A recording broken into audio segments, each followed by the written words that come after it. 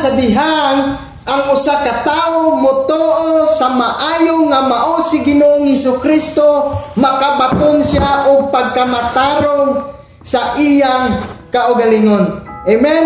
Makabaton siya og pagkamatarong sama ni ining kubrador sa buhis. Dili siya maayo, dili siya matarong atubangan sa Ginoo, pero kinsay gikahimut-an sa Ginoo? Kadtong daghan na himo niyang tarong o kining kubrador nga walay bisan usa nga matarong nga nabuhat atubangan sa Ginoo?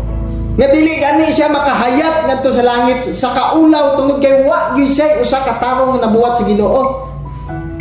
Pero sa ilang pagpauli, ang kubrador sa buhis maoy gikahimut-an sa atong buhi nga Dios. So tama ang giingon ni Ginoong Hesukristo nga mianhi siya diri sa kalibutan, dili sa mga matarong kundi sa mga makasasala. Amen. So mao nay klaro mga igsuon nga gisulti sa atong buhi nga Dios nga ang dili matarong kung mutuo mahimong matarong atubangan sa Ginoo.